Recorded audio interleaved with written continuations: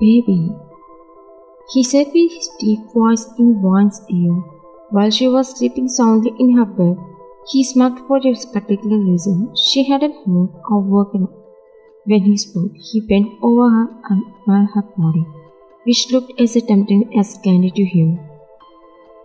He licked his lower lip when his eyes fell on her chest, then moved down far to her sensitive area. At the moment he looked around, realizing no one was there, he pressed his hand against her, which startled her awake. She was about to scream in fear, but he quickly covered her mouth, preventing her from making a sound. What a horrible early morning to her. Her eyes were already filled with tears when he touched her there. She was trying to remove his hand from her mouth as she couldn't control herself. He had taken advantage of her while she was asleep, but in the face of his strength, she felt powerless. She was still doing her best, even as she cried, which seemed to give him pleasure when he saw her tears. "Lay, why are you crying, Vaughn? Did I press it too hard?" asked her shamelessly. She was dying in fear. They to get up to try herself safe, but she stopped when he said something. "Lay, don't move. If you do, then I will strip your silk dress." He smirked, which made her froze. "By the way, I can't wait until the moment when I can take what I want from you. But what should I do? Daddy is always at home and hasn't given me a proper chance until these days." She got shocked and scared, thinking that Dad had already left. She had decided her debut should end up with Lay at that second. She only knows how much she is staying in there. But after he said something that made her catch her breath. "Dad hasn't left yet. Save those tears. She will shed them tonight for sure. When I will do it." He smirked at her crying face while he removed his hand from her. "Be a good girl and keep your mouth shut. Otherwise you will know well what I can do when you irritate me." He moved away from her slowly, but she quickly got up and hugging herself, trembling while looking at him. "Get ready and come down. Dad is waiting for you." Saying that, he walked out of her room. She burst into tears, sobbing heavily, as she hated it when he misbehaved with her. She closed her mouth and cried silently.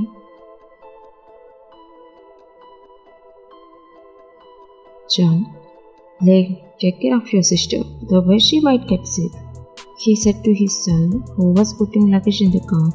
Wine looked at John with a pale face, feeling scared inside that she would definitely have a difficult time after her dad left.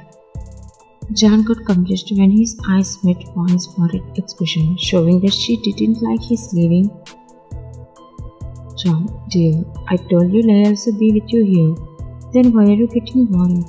he asked her as he was walking towards him, which made Lay stop putting luggage in car, turned back to them calmly.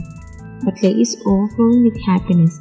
He is too cunning man, manipulating Wine like a marionette, making Wine his puppet. He has no doubt about Wine. He is sure she can't disclose the brutal abuse he inflicts on her. Over time, he has made her a weaker, more fearful girl. The cruelty Lay has inflicted on Wine makes opening up to John feel like an impossible challenge. Lay has constructed a terrifying stronghold within her. "Wine, I'm afraid to stay here without you." "Lay, why are you afraid, Wine? After Dad leaves, I will stay beside you. I won't even let go of you, even if you want." He said it with a sinister intention, which Wine sensed, but John thought Lay was offering her courage. "John, that's my boy."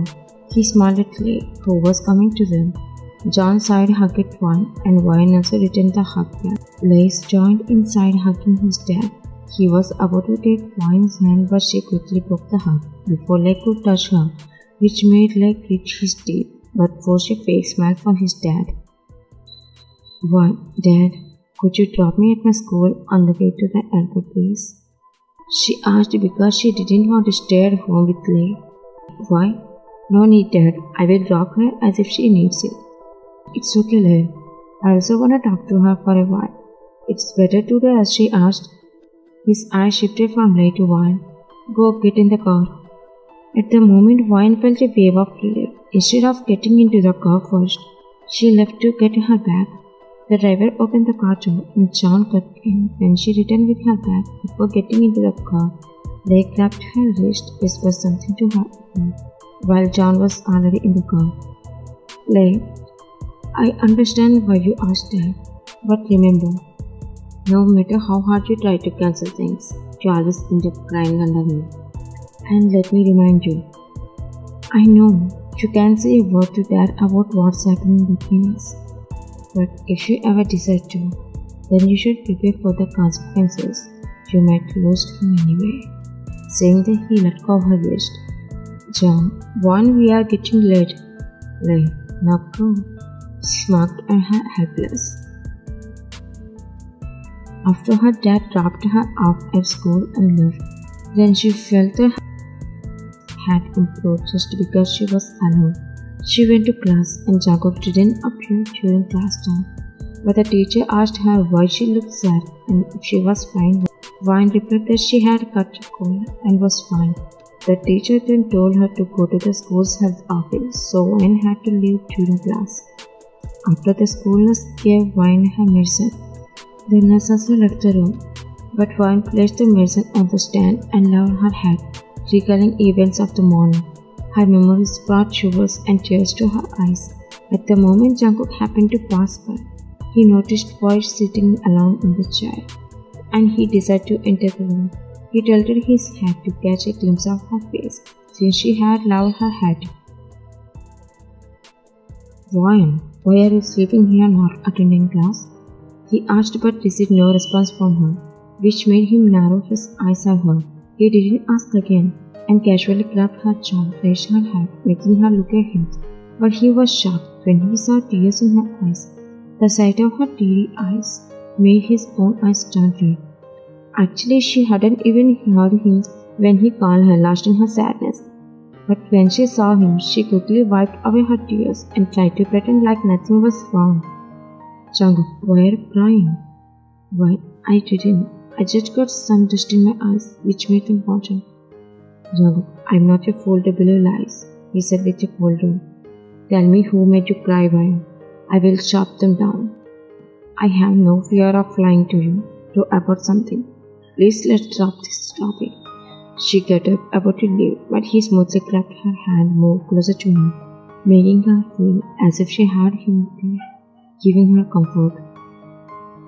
I wonder sometimes, it's been a few days since we met, but I had never seen you happy even once. Are you really fine, or are you just pretending that you are okay? Her eyes welled up with tears again. She was far away from okay, but in dangerous situation. She couldn't break through the emotions was surrounding her. She struggled to keep her tears from falling. Her teary eyes, expression devoid of a smile, made him suspicious of her. I don't even know, even if I find. As she said that, he pulled her closer and hugged her, but she didn't hug him back, feeling too weak to respond to this kind of affection. Silence drowned down, exposed her heart, which was pounding too fast. When he pressed her head against his chest, she could hear his heartbeat, which calmed her, pressing her tears, making her feel safe. She was able to feel his heart's response, and she recalled the moment when he had said yesterday to follow her heart and listen to what it says. She wanted to stay there like that for longer, even though she didn't know the exact reason. Perhaps it was because she had never shared this feeling with anyone before. There were other reasons she couldn't quite recognize during her difficult time, but her mind remained on the thought. What if Jungkook was also like Leigh? She attempted to move, but he didn't let her go. His arms wrapped around her like an iron wall, providing her with a sense of security. Don't get me wrong. My mom used to tell me that when someone is not happy, they need a person who will help relieve their struggles. He didn't need to give an answer when he hugged her, but he didn't intend to hug her, touch her at the time. He was simply doing what he wanted to do, to provide comfort. Just let your struggles out of your heart. Let me know once, and after a second, you won't believe what I can do. She didn't understand exactly what he wanted to say to her, or why she wanted to hear something else from him. He was comforting her with words of encouragement. while patting her back. Jungkook, it's not easy for you to hide yourself from me. I'm warning you. I can do whatever it takes to ensure you stay with me. She thought to herself not to move in his heart, wondering if he could truly do what he claimed and if he was just trying to make her trust him. She couldn't help but amazed at how a mafia could display such a softness. Jacob, in life, ups and downs are common, baby. Just face them with courage. It can help you become stronger. She moved aside from his hug, making sure he had to let go of her. She turned to leave, but before leaving, she said something. Words are easy, but in practice, it's not that simple. Even if it's not easy for me to hide from you, I can't be with you as you say. That's not in my heart either. She walked away, leaving him alone, confused about what had made her say that. Jacob, does she think I'm a good guy to stay quiet and leave her like it was nothing? I have my ways to make you as I say, even if you can't accept me, why? A young man who was passing by was Jimin, with a fresh and youthful appearance that caught the attention onlookers. He was walking, seemingly searching for someone, while others gazed at him, admiring due to his handsomeness. He had a smirk on his face, enjoying the attention he received. But when his eyes fell on the girl, who wasn't looking at him at all, she was leaning against the wall and flipping through the pages of a book, appearing too embarrassed to notice. He stopped for a second, observing how she was minding her business and not looking at him, even though there was some guys talking about his looks. He made his over and stopped beside her. She noticed someone was standing next to her, staring at her. When she shifted her gaze to the person, he was looking at her with a cute expression. Jimmy, hey beauty. She looked beside her as he didn't call her, not realizing he was addressing her innocently. Jimmy, I'm only talking to you, beauty. He chuckled. Why, do you know me? Jimmy, you are why? He ran his fingers through his black hair, leaving her to furrow her eyebrows and looked at him in surprise, wondering how he knew her. Jimmy, what are you looking at? Am I too cute for you? He smiled at her, which seemed weird to her as a stranger. By the way, not gonna lie, this is the first time I have seen a cute girl. If anyone were in wine glass, they might have fallen for him based on his looks alone. One, look, don't try to flirt with me, please. Jimmy, why? Is your boyfriend going to kill me? He wiggled his eyebrows. Why? I don't have a boyfriend. Jimmy, then? Why is he so curious about me?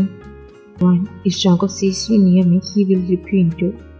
That's why I told you to leave. He smirked when he mentioned about Jungkook, but he quickly covered it, pretending not to know about him.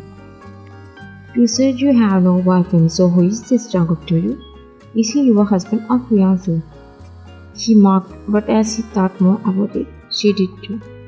Now, what is Jungkook to me? Why won't he let any guy near me? He isn't my boyfriend either. Jimmy snapped his fingers in front of her face, bringing her back from her thoughts. Jimmy, you haven't answered me, Miss Wine. Why, he's my friend. Jimmy, just a friend? Why? Yeah. Jimmy, you are single and I'm also single, so why don't we meet up? I love you. The words I love you were a sudden confession, sending a jolt of electricity through her body and making her eyes widen in shock. Jimmy, hey, I said I love you, girl. He waved his hand in front of her face, promoting her to respond. I'm already facing life. On the other hand, dealing with Jungkook. Now who the hell is he? He even proposed to me. I thought Jungkook was fast, but this guy seems even faster than Jungkook. Are you out of your mind? How could you say you love me when I didn't even know who you were? You wanna know about me? Well, I'll introduce myself then. Hi, I'm Park, a handsome prince searching for his princess. Wow, but why are you telling me this now? Jimmy, looks like you are my princess, so that's why. He shrugged his shoulders, but she felt tense building within her. She worried about what would happen if Jungkook saw them together, fearing that he might comfort Jimmy, just like he had beaten those guys in front of her so easily. 1. Enough. You should leave urgently before Jungkook comes here. Jimin, what? He is just your friend. What's wrong with me talking to you? Because Jungkook isn't just a friend to her. Who said? They both had a familiar voice. Then Jimin smiled before seeing the person. Won felt scared as Jungkook walked towards them. Without taking her eyes off Jungkook, she murmured something to Jimin. Won, please leave or you will get beaten up for sure. She was tense and scared, but Jimin ignored it. Jimin, so he's the one named Jungkook? She nodded. Jimin, let me deal with him. I'll win you anyway. Before he finished his sentence, he walked towards Jungkook. She was scared that they might end up fighting because of her. When Jimin raised his hand to punch Jungkook, she screamed no. But Jungkook gripped Jimin's fist with a bored expression, as if it were a boring and not a serious situation. Jungkook, I have told you not to make nonsense around her, but you are messing up here. Jimin screamed dramatically as if Jungkook were hurting him, but Jungkook was holding Jimin's fist lightly. I'm just introducing myself to her because you still haven't told her about me. You idiot, leave my hand. Jungkook let go of Jimin's fist and looked at her. Well, what's going on here? Jungkook, he's my bestie Jimin, and he's like a monkey. He only does what we tell him not to do. Then she understood and looked at Jimin with a bombastic sigh, and realizing that Jimin had been teasing her all along, including the proposal, Jimin burst into laughter. Jimin, I'm sorry girl, I wanted to introduce myself in a new and different way, not like others. How is it, boy? Jungkook, like your face. He rolled his eyes as she didn't say anything to them, except for watching them. It seems like she was trapped between them. But the principal was called Wine, making all of them look at him. Principal, Wine, they told me on the call that you need to go home right now. It's urgent. She swallowed the unexpected shock, leaving her eye wide, which caught Jimin and Jungkook's attention. Go quickly. She shook her head, but then nodded as she looked at Jungkook with a worried expression and walked away from there.